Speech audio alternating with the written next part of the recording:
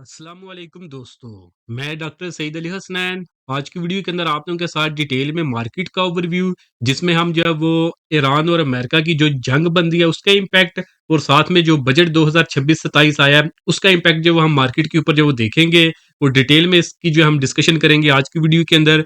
और फिर जो है साथ में आप लोगों के साथ Engro Holding Limited, Mari Energies, Fauji Fertilizer Company Limited, Systems Limited, PSO, Meezan Bank का डिटेल में एनालिसिस शेयर करूंगा, जहां पे हम देखेंगे कि ये शेयर अभी किस तरह परफॉर्म कर रहे हैं, आने वाले दिनों में किस तरह परफॉर्म करेंगे।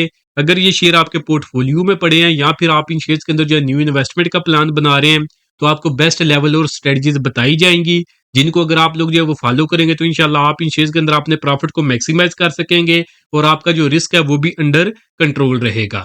यही सब कुछ आज की वीडियो के अंदर जो आप लोगों के साथ जो डिस्कस किया जाएगा। तो मार्केट को अगर हम जब देखें तो मार्केट ने आज के दिन क्लोजिंग दी है 1,77,039 के ऊपर।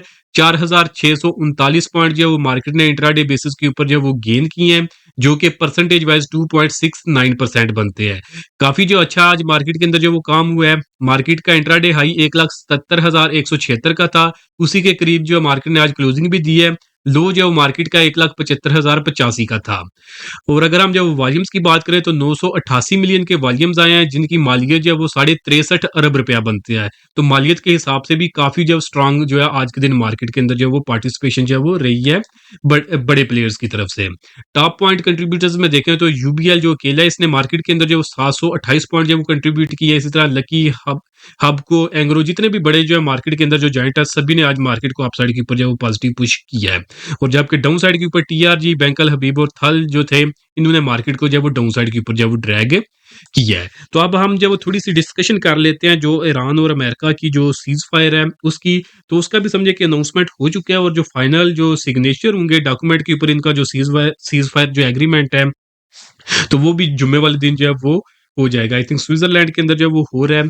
तो अल्लाह करे ये अब चीजें जो इसी तरह स्मूथली जाएं। उम्मीद है कि इंशाल्लाह इस बार जो है ये फाइनलाइज ही होगा। तो सारी पार्टीज इसके ऊपर जो मुतफिक हो चुकी हैं, और जो स्टेट ऑफ हुर्मुज है उसका भी बोल दिया गया कि ये खुल चुका है सबके लिए। जहाँ पे ईरान जो है अपना जो अमेरिका है वो अपना ब्लॉकेट जो है वो हटा रहा है, और ईरान जो है वो सबके लिए जो ये स्टेट ऑफ हुर्मुज को जो है वो खोल देगा।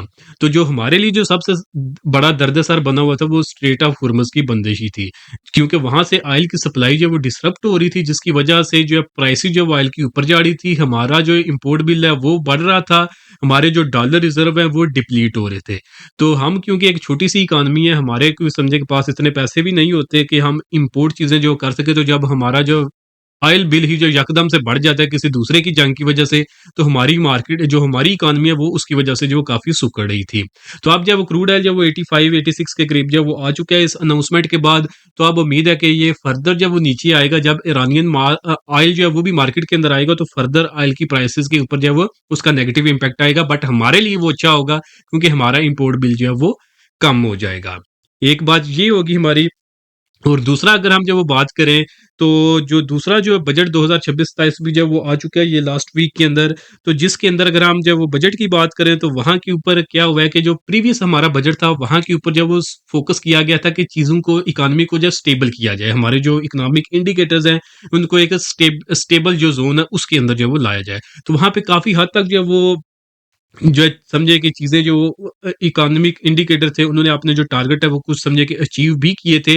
आम जो बंदा था वो पिस रहा था, और काफी ज्यादा जो पिसा है, समझे कि बहुत उसको महंगाई की जो वो मार पड़ी है। तो अभी समझे कि अब जो ये वाला जो बजट आया है इसके अंदर जो अब स्टेबिलिटी से जो बजट का जो फोकस है उसको शिफ्ट करके अब ग्रोथ की तरफ जो वो उसको शिफ्ट किया गया है। तो जहां पे जो पहले जो है समझे कि आम बंदा जो पिस रहा था, तो अभी भी ये समझे नहीं, ये ना समझे कि आम बंदा जो उससे खुशहाल हो जाएगा। आम बंदा अब जो है कि थोड़ा सा कम पिसेगा, और अब थोड़ी सी ग्रोथ आएगी इकोनॉमी के अंदर। तो ग्रोथ के अगर हम देखें तो जो हमारे जो प्रीवियस जो फिगर्स आए हैं ग्रोथ के, तो वहां पे हमारी जो इकोनॉमी है, जो जीडीपी ग्रोथ हुई है वो 3.7 के ऊपर है, और हमारी जो इकोनॉमी है पाकिस्तान की, तो वो 352 अरब डॉलर की जो इकोनॉमी जो है वो बन चुकी है। तो ये समझे कि एक हिस्टोरिकल जो है वो रिकॉर्ड जहां तक इकोनॉमी आई है। तो अब जो ये वाला जो बजट है इसके अंदर जो कोशिश की जा रही है कि अब जो स्टेबिलिटी की तरफ से शिफ्ट करके, तो अब हम जब ग्रोथ की तरफ जाएं, और वहां पे जो कोशिश की जा रही है वो कोशिश ये की जा रही है कि अब जीडीपी को जो है वो 4% की ग्रोथ रेट के ऊपर जो वो लाया जाए। तो उसके लिए जो वो गवर्नमेंट ने जो है थोड़े से जो वो रिफॉर्म करने की कोशिश की है, तो जिसमें अगर हम देखें तो एक जो है वो सुपर टैक्स जो है उसकी जो है रिडक्शन हो चुकी है, जिसके अंदर सुपर टैक्स जो है वो खत्म किया जा रहा है छोटी एंटिटीज के ऊपर। बट ये आपने याद रखना है कि बैंकिंग सेक्टर का, फर्टिलाइजर सेक्टर का और ऑयल एक्सप्लोरेशन सेक्टर, ये जो बड़े जाइंट हैं, इनके ऊपर अभी भी जो है सुपर टैक्स जो है अभी भी लागू है, तो इनके ऊपर जो कोई बड़ा इंपैक्ट नहीं आएगा। बट इनकी अर्निंग ही इतनी ज्यादा है, इनको फर्क भी जो है सुपर टैक्स देने के बावजूद भी इनको जो है वो फर्क नहीं पड़ता। बट फ्यूचर के अंदर उम्मीद है कि सुपर टैक्स को इन कंपनीज के ऊपर से भी खत्म किया जाएगा, तो जिससे फर्दर जो हमारी ग्रोथ जो है वो एक्सेलरेट होगी। बट अभी के लिए इन बड़ी कंपनीज से जो है वो सुपर टैक्स को खत्म नहीं किया गया, छोटी एंटिटीज से जो वो खत्म हो चुका है। तो जब अब फ्यूचर के अंदर जो रिजल्ट आएंगे नेक्स्ट 1-2 क्वार्टर्स के अंदर, तो वहां पे जब ये सुपर टैक्स जो उन कंपनी से जो वो खत्म हो जाएगा, तो उनकी ग्रोथ के, उनकी जो रिजल्ट है उसके अंदर जो आप एक एक्सपोनेंशियल जो है वो जंप देखेंगे, और उनकी प्राइसेस जो शेयर प्राइसेस है वो बहुत ज्यादा जो है ऊपर की तरफ जो है वो जाएंगी। तो फ्यूचर के अंदर जो अपकमिंग हमारी वीडियोस आएंगी उनके अंदर हम जब उन इंडिविजुअल कंपनीज को भी जो डिस्कस करेंगे, जो कि ये सुपर टैक्स जो रिडक्शन हुई है इसका, जिनके ऊपर जो पॉजिटिव इम्पैक्ट आएगा। दूसरा जो है वो जो गवर्नमेंट की तरफ से जो 4% जीडीपी ग्रोथ रेट को अचीव करने के लिए जो सबसे बड़ा जो स्टेप लिया गया है, वो जो रियल स्टेट और जो कंस्ट्रक्शन सेक्टर है, इसको जो काफी बड़ा जो रिलीफ दिया गया है। तो वहां पे डायरेक्टली गवर्नमेंट की तरफ से रिलीफ नहीं आ रहा, बट ये है कि गवर्नमेंट जो अपने जो टैक्सेस कलेक्ट कर रही थी इस सेक्टर से, उसको जब उसने जो वो कम कर दिया है। तो पहले जो विद होल्डिंग जो टैक्स था प्रॉपर्टी परचेजेस के ऊपर, वो 2.5% का था, जिसको 50% कम करके 1.25% के ऊपर जो कर दिया गया। तो जब बात करोड़ों और अरबों रुपए के अंदर प्रॉपर्टी की हो, तो ये समझे कि ये जो 1.5% जो 1.25% जो ये टैक्स के अंदर कमी की गई है, तो इससे जो काफी ज्यादा जो वो पॉजिटिव इम्पैक्ट आता है, पैसे जो वो बच जाते हैं। इंडिविजुअल अगर प्रॉपर्टी बाइंग सेलिंग कर रहे हो तो उनको भी जो इससे बचत होती है, और अगर जो कारपोरेट सेक्टर के ऊपर जो वो प्रॉपर्टी का काम कर रहा हो, तो उनके भी जो जो बैलेंस शीट होती है ना, उसके अंदर जो है काफी ज्यादा जो उनके जो प्रॉफिट है ना वो बढ़ जाते हैं। और इसी तरह जो सेल्स टैक्स है उसको 5.5% से कम करके 2.75% के ऊपर जो वो लाया गया। तो ये भी समझे कि 50% जो वो रिडक्शन की गई है। तो इसका मेन जो है फोकस वो यही है कि जो हमारी जो जीडीपी ग्रोथ है उसको जो ये 3.7 से जो है बढ़ा के अब जो है इसको जो 4% के ऊपर जो वो लेकर जाया जाए। तो अल्लाह करे कि ये जो है हमारे जो टारगेट्स है, ये कोई बहुत बड़े टारगेट्स नहीं है, तो अल्लाह करे कि ये सारे अचीव हो। तो बट जब ये ग्रेजुअली ये चीजें अगर 4-5 साल इसी तरह जो वो इसी तरह इंडिकेटर जो पॉजिटिव टेरिटरी के अंदर जब वो सस्टेन करें, तो इंशाल्लाह फिर उसके बाद जो है एक एक्सपोनेंशियल ग्रोथ हम देखेंगे। जैसे ही हम जो 5% का जो है ये जीडीपी का फिगर अगर हम रियल वर्ल्ड में इसको अगर हम ब्रेक करते हैं अपसाइड के ऊपर, तो फिर आप देखेंगे कि बहुत ही जल्द हम जब वो 5 से मे भी डायरेक्ट 7 के ऊपर जब वो चले जाए, इतना जो है जल्द जो है इम्पैक्ट आएगा हमारी इकोनॉमी के ऊपर। तो बस ज्यादा कुछ करने की भी जरूरत नहीं है, छोटी मोटी अगर गवर्नमेंट जो रिफॉर्म्स कर दे और उनको प्रैक्टिकली इंप्लीमेंट भी करे, तो फिर भी जो है हमारी इकोनॉमी के अंदर जो है बहुत जल्द जो है वो इम्पैक्ट आ जाता है। तो इंशाल्लाह फ्यूचर जो है ब्राइट ही होगा इंशाल्लाह। तो दुआ भी हम इसी चीज़ की रखेंगे, इसी चीज़ की करेंगे। और बाकी टेक्नोलॉजी सेक्टर जो है, आईटी सेक्टर है, इसको भी जब रिलीफ दिया गया, जहाँ पे जो हमारे जो फ्रीलांसर और जो डिजिटल क्रिएटर्स वगैरह हैं, इनके ऊपर जो है टैक्स की जो वो कमियाँ की गई हैं। बाकी ये जो यूट्यूबर वगैरह हैं, इनकी जो है इनकी अर्निंग में से जो वो डिडक्शन वगैरह होंगे। तो अगर हम जब फोकस करें तो मेजर जो बेनिफिशियरी होगा हमारे इस बजट का, तो वो उसके अंदर हमारे पास सीमेंट सेक्टर और स्टील सेक्टर जो है, यही समझे कि मेन रॉ मटेरियल जो प्रोवाइडर है कंस्ट्रक्शन सेक्टर का, ये प्रॉपर्टी सेक्टर का। तो इनको जो, और यही सबसे ज्यादा जो लिस्टेड कंपनीज भी हैं हमारी मार्केट के अंदर, तो इनका इनके ऊपर जो है इनकी शेयर प्राइसेस के ऊपर आप जो काफी जो पॉजिटिव इम्पैक्ट देखेंगे, जिसमें हमारे जो बड़े सीमेंट के जो फंडामेंटली स्ट्रांग कंपनीज, ऑलमोस्ट सारी ही काफी स्ट्रांग कंपनीज है चांद एक के अलावा, तो इनके अंदर भी आप जो मैसिव जो जंप देखेंगे अगले जो 2 क्वार्टर्स के अंदर, यानी 3 से 6 महीने के अंदर जो है इनके अंदर जो है एक मैसिव जो ग्रोथ आप देखेंगे। और इसी तरह जो स्टील सेक्टर है वो भी जो काफी अच्छा जो परफॉर्म करेगा। तो ये हर बार जब भी बजट आता है, तो ये सीमेंट और स्टील सेक्टर जो है ये जो है ना ये काफी अच्छा परफॉर्म करता है। बाकी जो प्रॉपर्टी रियल एस्टेट का जो सेक्टर है हमारी मार्केट के अंदर जो लिस्टेड है, उसके अंदर भी आप जब ग्रोथ देखेंगे, और साथ में ये जो इलेक्ट्रॉनिक्स वगैरह का जो डिपार्टमेंट है, पेल हो गया, वेव्स हो गया, वेव्स होम अप्लायंसेस, इस तरह की जो कंपनीज है, पार्क केबल्स, इस तरह की जो साइड वाली जो चीज़ें हैं ना, जो कि समझे कि ये भी कंस्ट्रक्शन के अंदर ही आती हैं, तो इनको भी जो हम जब वो बूम देखेंगे। तो जब इस तरह का जब बूम आता है ना, तो ये समझे कि जब समंदर में लहर आती है ना, एक बड़ी ऊपर की तरफ वेव आती है, तो अगर उसने कोई एक दो चीज़ भी उठानी हो ना, तो उसको उठाते-उठाते ना वो साथ में और भी बहुत सी चीज़ें होती हैं जिनको साथ में लेके ऊपर की तरफ जो है वो उठा देती है। अगर उनको उठाने का मकसद ना भी हो तो फिर भी वो चीज़ें जो है ना समंदर में उस लहर के साथ उठ जाती हैं। तो इसी तरह अगर आप किसी सेक्टर के अंदर जो है वो बड़ा बूम देखेंगे, तो और मार्केट को वो अपसाइड के ऊपर अगर उसने पुश किया तो फिर जो है मार्केट अपने साथ वो सेक्टर जिनका समझे कि कोई डायरेक्ट उनको रिलीफ नहीं मिला, तो उन सेक्टर्स को भी मार्केट जो है वो अपने साथ लेकर ऊपर की तरफ जो है उठेगी। तो समझिए कि ओवरऑल मार्केट के अंदर जो अपसाइड के ऊपर जो है एक बूम आएगा। बट उस बूम के बाद आरज़ी बूम में सब सारे शेयर चलेंगे, बट जैसे ही वो समझे कि फ़ोग कम होगी, तो फिर सिर्फ वही शेयर चलेंगे जिनका डायरेक्टली जो फंडामेंटल्स जहाँ के ऊपर जो है इन्वॉल्व होंगे। तो फिर जो फंडामेंटली स्ट्रांग कंपनीज होंगी जहाँ पे कोई डायरेक्ट इम्पैक्ट आ रहा होगा उनकी फाइनेंसिस के ऊपर, वो कंपनी चलेंगी। और जैसे ही वो समझे कि जो बबल्स है जैसे ही वो बस्ट होगा तो फिर जो है वो कुछ लोग जब स्टक होकर रह जाएंगे उन कंपनीज के अंदर जिनका समझे कि कोई डायरेक्टली जो है जिनके फंडामेंटल्स के ऊपर कोई डायरेक्ट जो है वो पॉजिटिव इम्पैक्ट नहीं आ रहा होगा। तो इसलिए एहतियात से काम करना है। एक दफा तो मार्केट अगर चलने लग गई तो हर चीज को लेकर साथ उठेगी, बट एट द एंड सिर्फ शेयर वही चलेंगे, उन्हीं के अंदर ही आपको प्रॉफिट होगा जिनके फंडामेंटल स्ट्रांग होंगे और जिनके ऊपर जब जिनके अंदर समझे कि कोई स्ट्रांग जो है वो डेवलपमेंट्स जो है वो फंडामेंटली स्ट्रांग पॉजिटिव जो है डेवलपमेंट्स हो रही होंगी। बाकी अदर शेयर्स के अंदर जो है काफी ज्यादा ट्रेडर्स इन्वेस्टर जो है वो ट्रैप हो जाएंगे। तो अब ये आपने जो कोशिश करनी है कि अच्छी कंपनीज का सिलेक्शन करना है, और आप देखेंगे कंपनीज अच्छी होंगी बट किसी टाइम में वो नहीं चल रही होंगी क्योंकि उनके अंदर जो है कोई खास जो है वो डेवलपमेंट नहीं हो रही होगी, या फिर टेक्निकल्स के ऊपर उनके अंदर जो कोई पॉजिटिव इंडिकेशन नहीं आ रही होगी। तो अब आपने कोशिश ये करनी है कि अब आपने जो सिलेक्शन करनी है वो जो है आपने प्रॉपर जो रिसर्च करके अपनी सिलेक्शन जो है करनी है। तो बाकी मॉनेटरी पॉलिसी जो है उसको भी 11.5% के ऊपर ही जो वो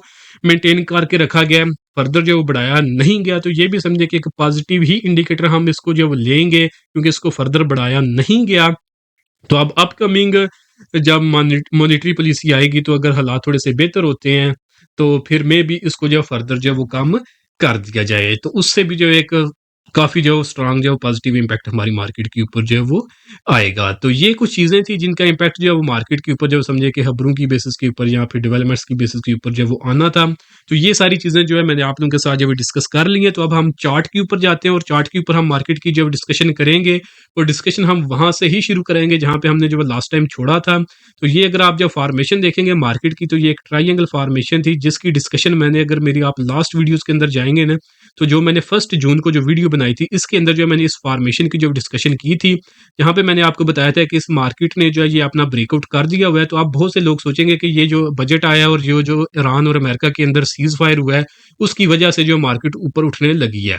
तो देखें उसका डायरेक्ट इम्पैक्ट आया और आज मार्केट बहुत ज्यादा ऊपर उठी है। बट इसकी इंडिकेशन जो है हमें जो है ना मई के एंड के ऊपर जून के स्टार्ट के ऊपर जो मिल चुकी थी चार्ट्स के ऊपर। चार्ट ऑलवेज हमें जो है खबरों से पहले बताते हैं कि फ्यूचर के अंदर क्या होगा। तो ये जो वीडियो है जो कि 1 जून को मैंने बनाई थी, उसी को अगर आप जाके देखेंगे तो वहां से आपको इस चीज का प्रूफ भी मिल जाएगा, जहां पे मैंने बताया था कि मार्केट ने इस ट्रायंगल फॉर्मेशन का ब्रेकआउट कर लिया। यहाँ के ऊपर जब मार्केट ने जो क्लोजिंग दी थी 1,71,725 के ऊपर, उसके बाद जो मैंने आपको नेक्स्ट सिनेरियो बताया था कि जब भी इस तरह का ब्रेकआउट होता है तो मार्केट की एक नेचुरल मूव होती है कि एक दफा जो मार्केट ऊपर की तरफ जाए फिर दोबारा से नीचे की तरफ आए, अपने ब्रेकआउट लेवल को रीटेस्ट करे। ये जो इसके पास ट्रेंड लाइन की जो समझे कि अब सपोर्ट बनी हुई थी इसी को जो मार्केट रीटेस्ट करती रही है। छोटी मोटी नेगेटिव खबरें आई है, इससे थोड़ा सा नीचे गई है, बट 50 ईएमए को लेवल को अल्टीमेटली ये सस्टेन करती रही है और इससे ही अल्टीमेटली ऊपर की तरफ उठ चुकी है। और आज मार्केट 1,77,000 के ऊपर जो है वो आ चुकी है। तो अब सिनेरियो की डिस्कशन करता हूं। मैंने बताया था कि जितनी देर तक मार्केट के मैंने स्ट्रांग सपोर्ट और रेजिस्टेंस के लेवल बताए थे, जहां पे आपको बताया था मार्केट की जो है जो फर्स्ट सपोर्ट है जो कि 1,67,000 की होगी, 167 की। ये जो सपोर्ट है मार्केट की, जितनी देर तक मार्केट इसके ऊपर है तो मार्केट के अंदर जो शॉर्ट टर्म में भी छोटा मोटा प्रेशर आए, बट अल्टीमेटली मार्केट का मोमेंटम अपसाइड के ऊपर ही रहेगा।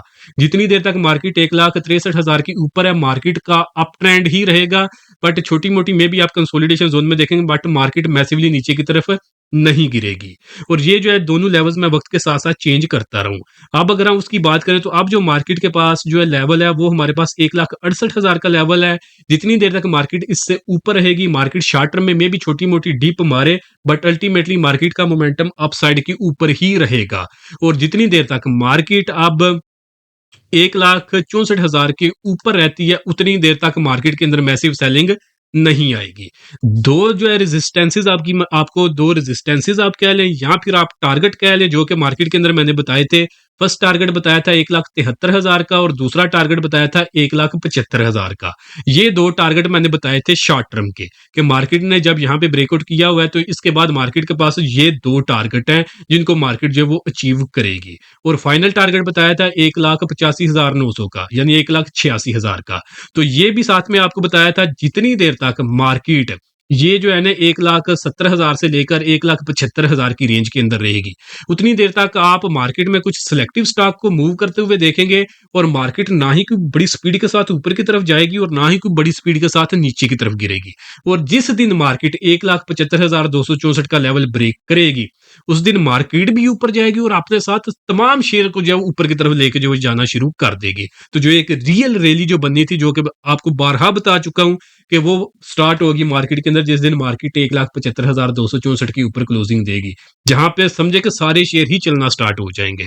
तो वो अगर आज के दिन अगर आप देखेंगे तो वो मार्केट के अंदर वो वाला जो वो दिन आ चुका है जहां पे मार्केट ने क्लोजिंग 1,70,000 के ऊपर दी है। तो ये सारी बातें अफसानवी नहीं कर रहा, ये प्रीवियसली अगर आप जाके मेरी वीडियो ये जो 1 जून को मैंने बनाई थी, फिर सेकंड, थर्ड, फोर्थ को भी जितनी भी वीडियोस बनाई थी, इन्हीं के अंदर जो है मैं सेम चीज जो है बार-बार रिपीट करता रहूं, क्योंकि मुझे ये जो चीजें थी ये चार्ट्स के ऊपर जो वो नजर आ रही थी कि ये वाला सिनेरियो जो बनने वाला है। बाकी जब बजट जो है वो भी आ चुका है और ईरान अमेरिका की जो सीज फायर हो चुका है, तो आप समझे कि डायरेक्ट जो है वो ट्रिगर मार्केट को मिल चुका है। तो अब मार्केट ने इस लेवल का ब्रेकआउट कर दिया है, जो कि बताया था 1,75,264 का है, जिसको ब्रेक करते साथ ही मार्केट ब्रेकआउट करेगी और एक स्ट्रांग रैली मार्केट के अंदर स्टार्ट हो जाएगी, जिसके बाद मार्केट का फाइनल टारगेट 1,85,000 का होगा। तो ये जो टारगेट था 1,85,000 का जून के स्टार्ट के अंदर बताया था, जिस वक्त जो है मार्केट 1,70,000 के ऊपर जो ट्रेड कर रही थी। आज आप जिन लोगों को फॉलो कर रहे हैं वो आज के दिन बताएंगे आपको कि मार्केट ऊपर जाने वाली है, जबकि मार्केट अब 1,70,000 के ऊपर आ चुकी है। 7,000 पॉइंट पहले ही मैंने बता दिया था, जिस वक्त ईरान और अमेरिका और इसराइल की दोबारा से झड़पें जो है वो शुरू हो चुकी हुई थी, बट उसके बावजूद भी आपको बताया था कि मार्केट ऊपर जाने वाली है। हालांकि क्योंकि इसकी वजह क्या है, क्योंकि चार्ट जो है वो हमें जो है रियल वर्ल्ड जो सिनेरियो होता है ना उससे पहले बता देते हैं कि फ्यूचर के अंदर इस तरह का काम होगा। तो इससे जो है ये चीजें ये भी प्रूफ होगी कि जो चार्ट जो है वो काम करते हैं, अगर चार्ट का एनालिसिस ठीक किया जाए या फिर चार्ट का एनालिसिस करने वाला बंदा ठीक हो। तो अगर आप इनको इंटरप्रेट सही कर लेंगे, टाइम के ऊपर कर लेंगे, तो ये आपको फ्यूचर के बारे में पहले ही बता देंगे कि फ्यूचर के अंदर ऐसा होने वाला है। तो ये एज ए प्रूफ आप प्रीवियस जाके 3-4 वीडियोस भी जो है वो देख सकते हैं। तो अब जो है सिनेरियो आपको ऑलरेडी बताया हुआ है, पूरी फॉर्मेशन बताई हुई है। तो अब अगर हम सपोर्ट की बात करें तो मार्केट की अब जो सपोर्ट है, पहली सपोर्ट जो कि पहले हमारे पास रेजिस्टेंस थी, अब वो 1,75,200 की है। और सेकंड सपोर्ट की बात करें तो वो 1,73,000 की है। जितनी देर तक मार्केट 1,68,000 के ऊपर है उतनी देर तक मार्केट में अगर छोटी मोटी डिप भी आई, बट अल्टीमेटली मार्केट ऊपर की तरफ फौरन से उठ जाएगी। और जब तक मार्केट 1,64,000 के ऊपर है, मार्केट के अंदर हम मैसिव सेलिंग नहीं देखेंगे। तो यही सिनेरियो हमारे पास रहेगा। फिर अब आपने जाके काम करना है, सिलेक्टिव स्टॉक्स आपने लेने हैं जिनके अंदर आपने जो वो काम करना है, क्योंकि अगर मार्केट जब स्ट्रांग ऊपर की तरफ उठने लग गई तो मार्केट के साथ सारे शेयर उठेंगे। बट जब आप उन शेयर्स के अंदर फंस जाएंगे जिनका जो तल्लक वास्ता जो नहीं होगा रियल वर्ल्ड के साथ, तो फिर वो शेयर जब वो स्टक हो जाएंगे या नीचे गिर जाएंगे। बट अल्टीमेटली जो जो शेयर जो चार्ट के ऊपर जो स्ट्रांग नजर आ रहे होंगे या फिर फंडामेंटली जो है स्ट्रांग नजर आ रहे होंगे, अल्टीमेटली सिर्फ वही शेयर जो वो चलेंगे और वही लोग जो प्रॉफिट बनाएंगे, जो लोग जिन लोगों की स्टॉक सिलेक्शन ठीक होगी। तो अब जो हम जब अपने शेयर्स की डिस्कशन कर लेते हैं, पहला शेयर है हमारे पास एंग्रो होल्डिंग लिमिटेड 273 के ऊपर है, जिनके पास पोर्टफोलियो में पड़ा हुआ है। स्टॉप लॉस की अगर हम जब वो बात करें तो वो जो आप इस शेयर के अंदर जो रखेंगे जी 258 रुपये का। अगर आप इसके अंदर जब वो न्यू इन्वेस्टमेंट करना चाहते हैं तो मेक श्योर करें कि ये शेयर जो ये 290 रुपये के ऊपर क्लोजिंग दे, फिर आप इसमें इन्वेस्टमेंट करेंगे। जिसके बाद जो फाइनल टारगेट है ये 350 का फर्स्ट टारगेट और फाइनल टारगेट जो है 350 रुपये से ऊपर का होगा। और परसेंटेज वाइज अगर हम देखें तो ये आपको 25 से 30% का इसके अंदर एक्सपेक्टेड गेन जो मिल जाएगा जब ये शेयर जो है वो अपना यहाँ पे ब्रेकआउट कर देगा। एंग्रो के बाद जो नेक्स्ट शेयर है हमारे पास वो है हमारे पास मारी एनर्जीज लिमिटेड हमारी एनर्जी को अगर हम देखें तो ये एक ट्रायंगल फॉर्मेशन का इसने ब्रेकआउट किया हुआ है, सेम मार्केट की तरह ये भी जो है ब्रेकआउट के बाद जो आता रहा है और यहाँ पे रीटेस्ट इसने किया और अल्टीमेटली अब इसकी प्राइसेस ऊपर की तरफ जो है वो जा रही हैं।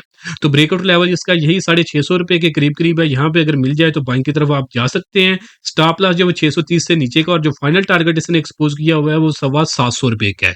परसेंटेज वाइज अगर हम जब बात करें ब्रेकआउट लेवल से तो ये तकरीबन 10 से 15% का एक्सपेक्टेड गेन इस शेयर के अंदर जो है वो नजर आ रहा है। नेक्स्ट शेयर है हमारे पास फौजी फर्टिलाइजर कंपनी लिमिटेड, एफएफसी। तो इसको अगर हम जब चार्ट के ऊपर देखें तो ये शॉर्ट टर्म के लिहाज से इस शेयर ने आज के दिन जो ब्रेकआउट किया है स्पैनेट फॉर्मेशन का, और बाइंग जो है इसकी यही ब्रेकआउट लेवल के करीब जो कि 550 का लेवल बनता है इसी के करीब करीब बनती है। स्टॉप लॉस जो नीचे जो है 550 रुपए से नीचे का होगा, और जो फाइनल टारगेट अब इस शेयर ने जो एक्सपोज किया है हमारे पास वो तकरीबन तकरीबन जो है वो 600 या 610 रुपए के करीब करीब है। तो यहाँ तक इसकी प्राइस जो है वो आप आने वाले दिनों में जाती हुई जो है वो देखेंगे। नेक्स्ट शेयर है हमारे पास जी टेक्नोलॉजी सेक्टर से सिस्टम्स लिमिटेड। तो सिस्टम्स को अगर हम जब चार्ट के ऊपर जो वो देखें तो ये शेयर जो है फिलहाल जो है वो कंसोलिडेट कर रहा है। जिनके पास पड़ा हुआ है स्टॉप लॉस जो है उन लोगों का जो है 145 रुपए से नीचे का होगा। जिन्होंने इसके अंदर जो है न्यू बाइंग करनी है तो वो मेक श्योर करें कि ये 156 रुपए के ऊपर क्लोजिंग दे, तो फिर आप इस शेयर के अंदर जो बाइंग की तरफ जाएं। जिसके बाद जो फर्स्ट टारगेट इसके अंदर 163 का और फाइनल टारगेट जो है इसके अंदर 174 का होगा। परसेंटेज वाइज अगर हम जब बात करें तो आपको इस शेयर के अंदर तकरीबन जो है वो 10 से 15% का गेन मिल जाएगा जब ये 156 रुपए की ऊपर क्लोजिंग दे देगा। नेक्स्ट शेयर है हमारे पास पीएसओ पाकिस्तान स्टेट ऑयल। इस शेयर को अगर हम देखें तो ये शेयर फिलहाल कंसोलिडेट कर रहा है। तो इसकी डिस्कशन करने से पहले दोस्तों अगर तो आप लोगों को जो मैं इन लेवल शेयर्स के अंदर जो लेवल और जो स्ट्रेटजीज बता रहा हूँ अगर तो आप इनको फॉलो कर सकते हैं, खुद से मैनेज कर सकते हैं तो वेल एंड गुड, आप इनको इंप्लीमेंट करें। इंशाल्लाह आपका जो रिस्क है वो भी अंडर कंट्रोल रहेगा और आपका प्रॉफिट जो है वो भी मैक्सिमाइज होता चला जाएगा। बट अगर आप लोग ये सब चीजें खुद से मैनेज नहीं कर सकते और आप लोग एक ऐसे रेडीमेड प्लेटफॉर्म की तलाश के अंदर है जहां पे आप चाहते हैं कि जैसे ही जो है मार्केट के अंदर जो है किसी शेयर के अंदर जो बाइंग की अपॉर्चुनिटी मिले तो वहां पे आपको बाई का सिग्नल मिल जाए, आपको बताया जाए कि कहाँ पे आपने बाइंग करनी है और आफ्टर बाइंग प्रॉफिट बुकिंग के टारगेट आपने क्या सेट करने हैं, और इसी तरह अगर कोई शेयर नीचे गिरने लगे तो उसके अंदर आपको बताया जाए कि कहाँ पे सेल करना है और नीचे कहाँ तक प्राइसेस गिरेंगी। अगर तो आप इस तरह के सिग्नल जो रेडीमेड चाहते हैं तो उसके लिए आप हमारी प्रीमियम सर्विसेज को अवेल कर सकते हैं, जो कि आप साल में जस्ट वन टाइम 6,000 रुपया पे करके पूरे साल के लिए अवेल कर सकते हैं। इस 6,000 रुपए के अंदर आपको हमारा जो इंट्राडे ट्रेडिंग ग्रुप है उसकी एक्सेस 1 साल के लिए मिलेगी, हमारा स्विंग ट्रेडिंग जो ग्रुप है उसकी एक्सेस 1 साल के लिए मिलेगी, हमारा जो लॉन्ग टर्म इन्वेस्टमेंट ग्रुप है उसकी भी एक्सेस इसी 6,000 रुपए में 1 साल के लिए मिल जाएगी, और सबसे बड़ा जो हमारा कंप्लीट स्टॉक मार्केट कोर्स है उसकी भी एक्सेस आपको इसी 6,000 रुपए के अंदर जो है वो मिल जाएगी। तो अगर आप इंटरेस्टेड हो तो नीचे दिए गए व्हाट्सएप नंबर पे मैसेज करके आप इसकी फर्दर डिटेल्स ले सकते हैं। तो शेयर को हम जब डिस्कस कर लेते हैं तो पीएसओ की अगर हम बात करें तो ये शेयर फिलहाल कंसोलिडेट कर रहा है। अगर ये शेयर आपके पोर्टफोलियो में पड़ा हुआ है तो स्टॉप लॉस 340 का रखें। अगर आप इस शेयर के अंदर medium term to long term के लिए इन्वेस्टमेंट करना चाहते हैं, अगर आप शॉर्ट टर्म में इन्वेस्टमेंट करना चाहते हैं, शॉर्ट टर्म के लिए ट्रेडिंग करना चाहते हैं तो 362 रुपए के ऊपर अगर ये क्लोजिंग देता है तो फिर आप बाइंग करेंगे। टारगेट जो है आपका ये 390 रुपए का होगा। अगर आप medium term to long term के लिए इन्वेस्टमेंट करना चाहते हैं तो मेक श्योर करें कि ये शेयर 400 रुपए की ऊपर क्लोजिंग दे, फिर आप बाइंग करेंगे। जिसके बाद आपका फर्स्ट टारगेट 450 का और जो फाइनल टारगेट है वो 500 रुपए का होगा, और ये टारगेट जो है दोनों medium term to long term की होंगे। नेक्स्ट शेयर है हमारे पास मिजान बैंक लिमिटेड, एमईबीएल को अगर हम जब चार्ट के ऊपर जब देखें तो ये शेयर जो है फिलहाल कंसोलिडेट कर रहा है। वॉच लिस्ट में आप रख सकते हैं। अगर ये शेयर आने वाले दिनों में 525 रुपए के ऊपर क्लोजिंग दे देता है तो फिर जो है आप इस शेयर के अंदर जो इन्वेस्टमेंट की तरफ जो जा सकते हैं। जिसके बाद इस शेयर के अंदर जो फाइनल टारगेट होगा यानी नेक्स्ट टारगेट होगा हमारे पास वो तकरीबन 625 रुपए का होगा। तो 100 रुपया पर शेयर के हिसाब से आपको इस शेयर के अंदर जो गेन मिल जाएगा मीडियम टर्म के अंदर। जिनके पास पड़ा हुआ है उनका स्टॉप लॉस 480 रुपए का होगा। तो बाकी हमारा जो सेकंड जो है चैनल तो वो जो ग्रेरा ट्रेडिंग के नाम से है वहाँ के ऊपर जो रेगुलर डेली वीडियोस आती रहती हैं, क्योंकि इस चैनल के ऊपर भी अब क्योंकि हालात जो बेहतर हो चुके हैं तो कोशिश मैं करूंगा कि ये अब डेली वीडियोस जो है इसके ऊपर मैं अपलोड करूं। बट जो हमारा जो सेकंड चैनल है ग्रेरा ट्रेडिंग उसके ऊपर जो डेली वीडियोस अभी भी जो वो आ रही हैं। अगर इस चैनल के ऊपर पीएसएक्स चार्टिस्ट के ऊपर जो वीडियोज ना भी आए तो बट उस चैनल के ऊपर जो वीडियोज रेगुलर आ रही होती हैं, तो आप उस चैनल को भी सब्सक्राइब कर लें और इस चैनल को भी सब्सक्राइब जो वो कर लें, ताकि दोनों के ऊपर जो इन्फॉर्मेशन मार्केट से रिलेटेड जो शेयर की जा रही होती है वो आप लोगों से जो मिस ना हो। बाकी इस वीडियो के अंदर आपको जो कुछ भी बताया गया ये सिर्फ इन्फॉर्मेशन और एजुकेशन के लिए है, ये किसी तरह की कोई भी इन्वेस्टमेंट एडवाइस नहीं है। अगर आपने कोई भी इन्वेस्टमेंट करनी है तो उससे पहले आपने खुद से उसकी मुकम्मल रिसर्च कर लेनी है। आज के लिए दोस्तों इतना ही, मिलता हूँ आप लोगों से नेक्स्ट वीडियो में।